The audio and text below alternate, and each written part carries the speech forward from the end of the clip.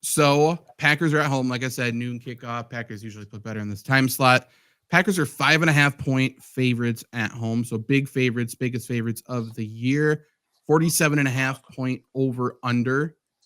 Cardinals and the Packers are both coming off big wins. Cardinals beat the Yeeted. Niners. Um, but they do have back-to-back losses before that. Um, I will say this, and we can talk about keys to victory, what we're looking for. Cardinals have been pretty susceptible to letting teams run all over them. Yeah. You can look at, it was a close game with the Niners. They lost huge to Washington 42-14. They lost to the Lions 20-13. Pretty clearly, if you can run the ball on the Cardinals, they're going to really struggle because their secondary sucks. So you should be able to pass it against them if they can't, or if they have to play, honest with everything. So Packers, I assume, going to come in wanting to run the ball, opposite of last week. Big key. We need Josh Jacobs to fucking run the football with I was success. He about to needs to say run that too. forward. You just let it loose, let it go. He even said himself, like, he always feels like he could do a lot more, and they don't let him. So Yeah. I want them to. The issue with players like him, and it's not his fault, Yeah. he's so much better in once he had like those 15 through 25 carries are way better than his first 15 carries, Yeah. Like he needs to get into a rhythm. He needs to wear down the defense. He needs to set them up a little bit. And then all of a sudden, fourth quarter, he's going to be breaking huge runs. The issue becomes Packers really want him to be healthy rest of the year. So how big of a workload do you give him? And the Packers still haven't found a great balance, I don't think. And I don't think it sucks. I don't think a timeshare works with him. I really don't. Like, even if we find a healthy mix, like if he gets 15 carries and Wilson or Lloyd or whoever gets 10, I don't think that's very effective with him. Right. He's got, like, to your point, like, get him going a little bit. He's got a little Derrick Henry in him, right? Where if he can wear down linebackers plowing into him, he's always going to be the guy who's ready to go more. So I'm with you on that. Right. Especially like the run game, especially has to work this week. Like, you can run on the Cardinals. The receiver room is all fucked up right now with Christian Watson doing his thing, Romeo Dobbs doing his thing, whatever else is going on. But if you can hit, power right, power left, power right, ISO middle, trap middle, and then hit a Jaden Reed, sweep. I think you're sitting pretty on the first drive. If you can hit, 5 out of the first 10 plays doing that. Completely agree, Janet. I took yours a little bit, but is there another key or specific thing you're looking at Packers need to do to win this game? No, I think we've pretty much covered everything. I just really want JJ to have like a breakout game. That my favorite position is the running back position, and I favor those guys a lot. So just kind of seeing him struggle, like you said, they haven't given him some sort of rhythm or a game where he can catch rhythm. It's kind of sad because they made so much hype about him, and now in a way he's people are talking about him like, oh, he's kind of letting us down in a way, but I don't think it's, like you said, it's not his fault. Yeah, it goes back to something mentioned last show. It's just he's not really a fit for this offense. It's another sort of situation where I feel like Good is making decisions without collaborating with LaFleur. He gets players who he thinks are good, and then he's like, hey, here, look what I brought to you. It's like a cat bringing you a dead mouse or something. Like, thanks, I didn't need that. Like, it's kind of is what it is. But we'll see. I think too. I always say this whenever the Packers play running quarterbacks. Like, if you can get your hands on Kyler Murray, like, you have to fucking bury him in the ground and let him know that you're here, right? If he wants to run, like, let's show him what happens when you run. 100%. You absolutely have to.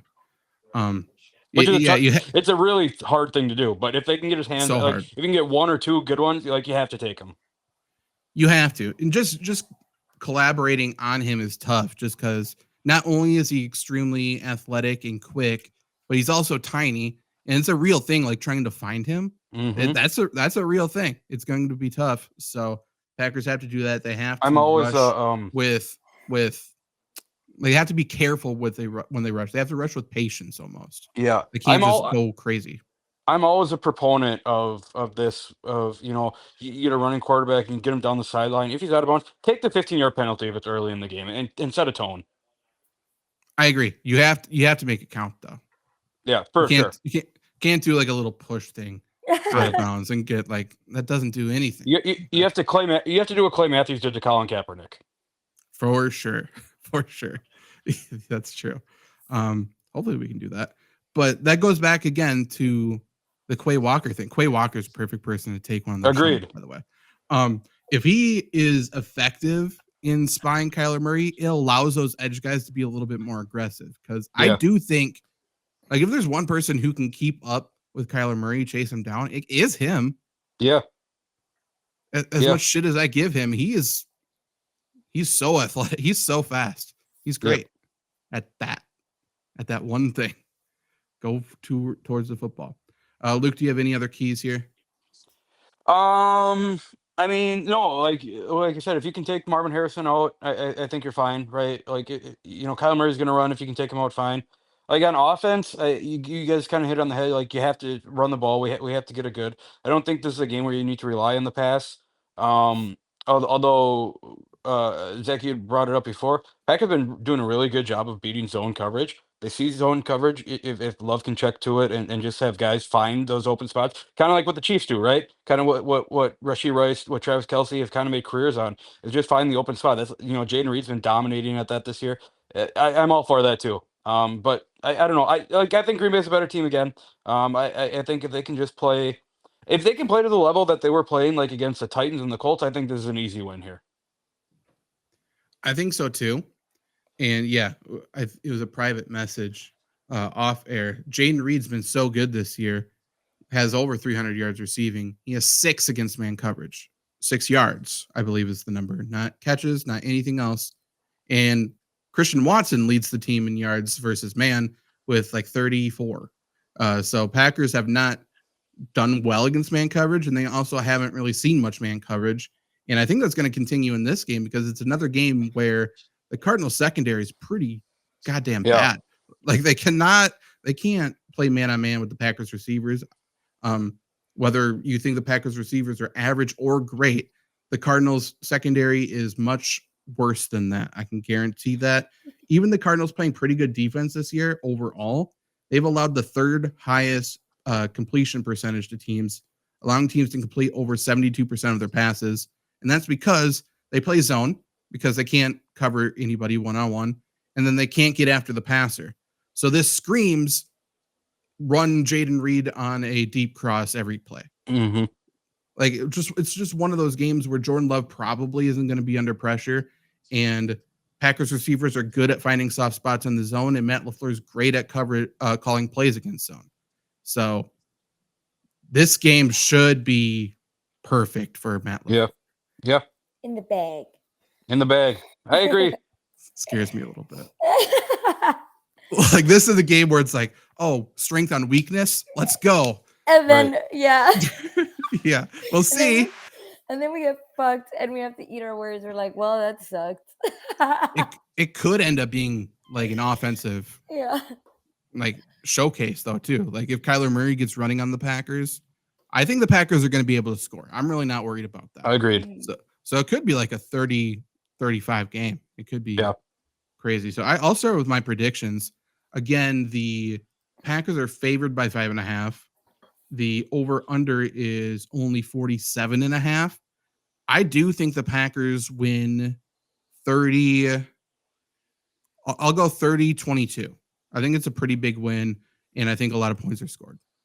I agree. Like so they think what? Packers 27, Cardinals 21. I'm gonna bump that up probably 3-6. I'll go Packers 30, Cardinals 24.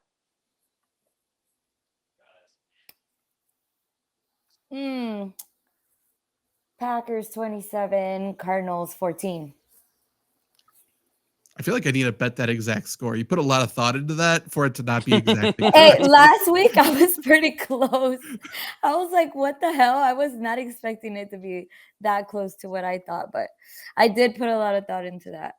Like, I think it's not gonna be as high just because I feel like when we okay, like the Rams game happened where it was like up, down, up, down. We don't know what's going on. I feel like that's our entire season with this Packers team because they are so young. Like you said, controlled chaos. They're all these young kids that just want to, get all these damn penalties, and it's like, no, you're on an NFL team. You're not in, college football anymore. You gotta fix your shit. So I feel like that's the way our season is going to be at this point. And we did our show last week before any of the Romeo Dobbs stuff happened. So obviously he was suspended for one game for missing a couple practices. A lot of stuff happening behind closed doors, in my opinion. For sure. He's back at practice, though. He's practicing. Everything trends towards him playing. Certainly a couple weird interactions between him and Matt LaFleur. So we will see what happens. But to me, I truly think they're going to feature him first drive.